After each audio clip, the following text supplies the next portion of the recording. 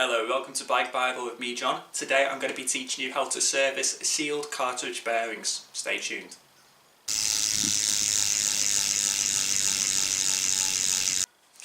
Hello, so today I'm going to be teaching you how to service these, a sealed cartridge bearing. Now you'll find them in your wheels, your bottom brackets, your headset and in some jockey wheels as well. What's the benefit to doing this? Well, first off, you're going to be decreasing the resistance on them, which means that you'll be able to go faster or at least easier when you're pedaling around. Also, you increase the durability of them tenfold as well, and it means that you don't have to swap them out quite as often in the likes of bottom brackets and so forth, wheels as well. So I'm not going to chat too long about this. I'm going to take one of these apart, but from a bottom bracket. I'm going to show you how to gut it, clean it, and then put it back together again. So without further ado, let's get down to the table. Okay, so we're here now with the bottom bracket that I'm going to do this disassembly and basically service on. So I've already taken it out of my bike, and what I've done as well, the bottom bracket tool that I used to extract it from the frame, I've placed on here, and I've just lightly, very lightly put it inside of the face as well, the bottom bracket. So I've just made sure it's soft inside there. I don't want to damage any of the grooves on the bottom bracket shell. I've also got a 19mm socket adapter as well, or a socket piece even, and I'm using a hammer as well. So I'm just going to put this reverse side inside of here, and I'm just going to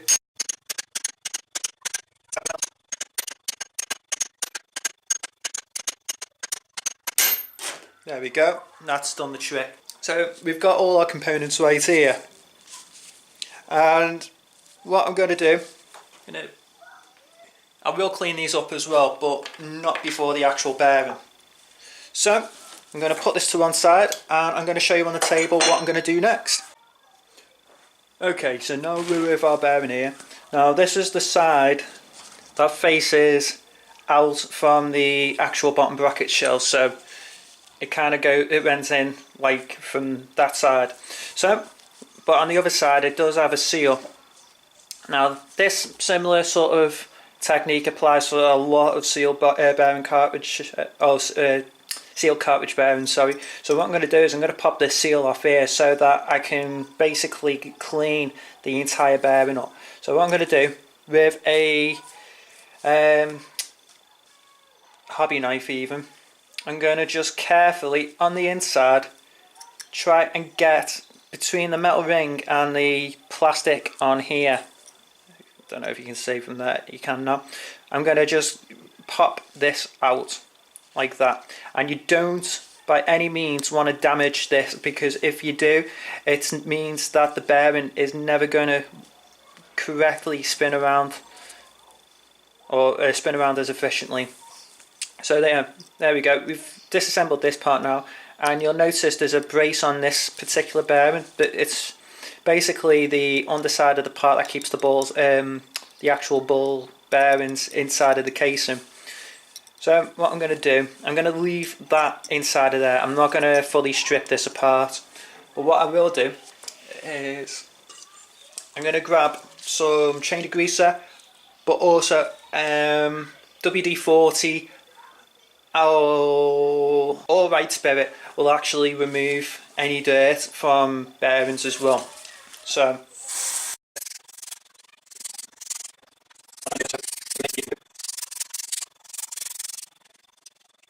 and you'll notice this bearing will start spinning around a lot more efficiently. Sorry, I'm trying to do this so I can keep you in the loop here. There we go. So you've now, I'm going to do this technique a few times, and I want to keep doing this until the bearing feels a lot smoother when I'm spinning it, because at the moment I can feel a little bit of jittering inside of there. So I know there's still a little bit of dirt inside there, so I'm going to keep spraying it down, and then I'll show you the next part. Okay, so now we're back. I've basically cleaned this out with the chain degreaser As I said, Right Spirit or WD-40 will do a good job of removing any dirt and grime from your bearings. Now, next process, now this is dried up, is we're going to reapply grease inside of here. So what I'm going to do is, in between the gaps, hang on, I'm going to put new grease inside of here. So I'm just going to apply it over each of these bearings here. I don't want to go too crazy when reapplying grease to this, because otherwise you're just going to slow this down and it's just going to be more fighting for dirt to get inside of your inside your bearings. There we go. And what we're going to do now, just gently pat it down so it gets inside of the actual bearings, and then we're going to spin it around, and that should start to collect all of the grease into the actual ball bearing racers. I'm just going to reapply this inside of here. That's spinning now a lot better. It's not going to be completely free spinning, and you can get much. I'm just using like bio grease here, but you can get a lot better greases from this, where it means that your bearings are going to be spinning ultra smooth. I just do this for general application on these things, however. Now if you look on the back of here, now on this particular bearing there is actually no, it's just the ball race or ball brace that's actually exposed here, but I'm still going to apply a little bit on the back as well. As I said, I don't want to go too crazy with this. Just apply some inside of there.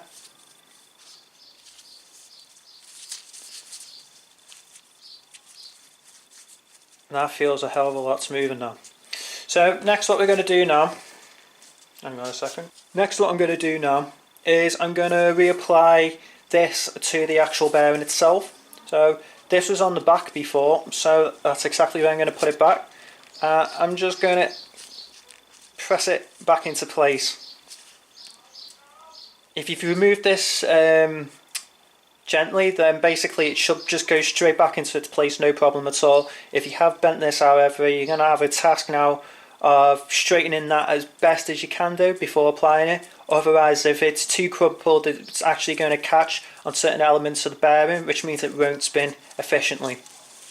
But I'm quite happy with that. So I'm going back now to the face, and I'm going to reapply this to the actual bottom bracket shell.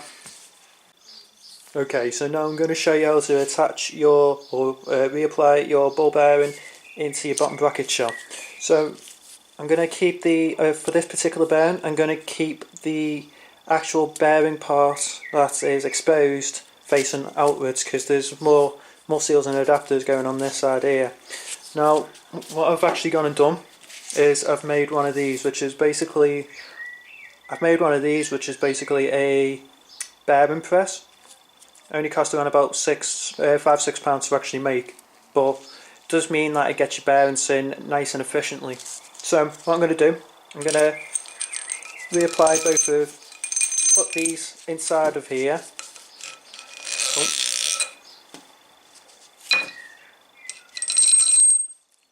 I'm going to put a spacer down there first. I'm going to throw my bearings inside of there and the bottom bracket shell.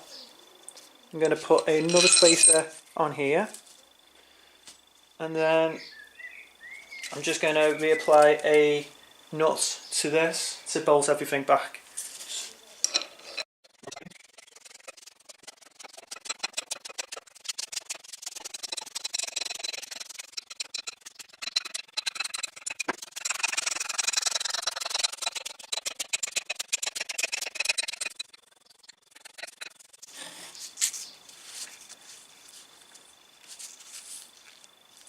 There we go. So we finally got the nut down here, and now what I'm going to do is I'm going to make sure everything is nice and even inside of here. Okay, so we're going to continue now reapplying this bearing.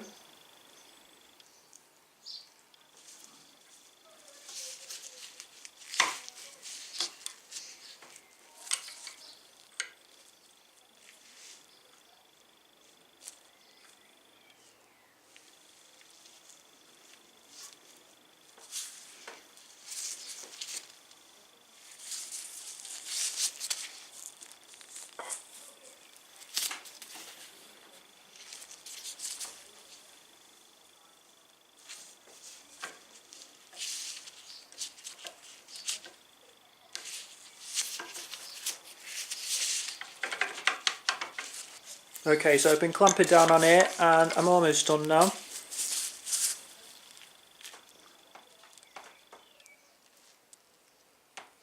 There we go. Okay, so I can now start loosening off on this here.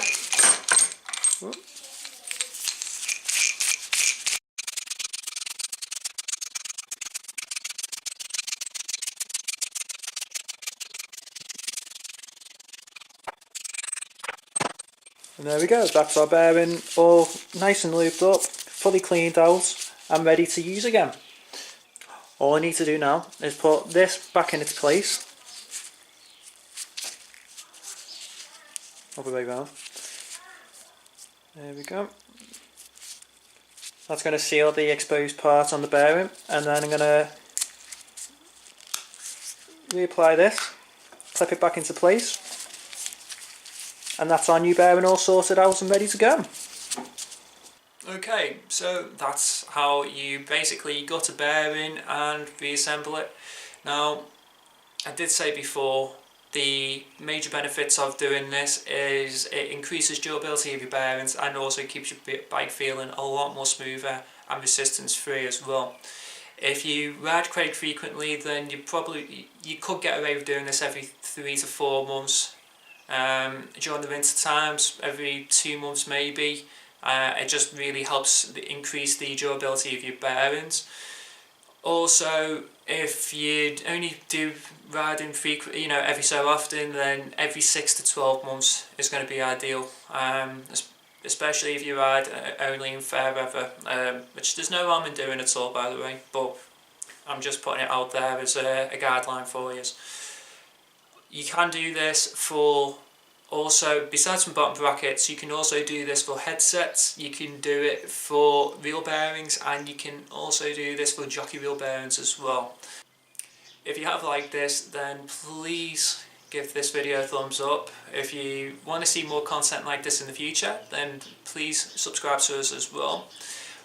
Just going down this side of me, there's links to other social media that we're on as well, the likes of our website where you'll see written reviews and competitions. You've also got a Facebook group which is a big army of cyclists basically who are more than willing to help you out with any questions that you may have regarding cycling. You've got Twitter as well for cycling news and advocacy, and you've got Instagram for cycling porn as well. Anyway, I'd like to thank you very much for watching. I've been John, you've been watching Bike Bible, and yeah, have a good one.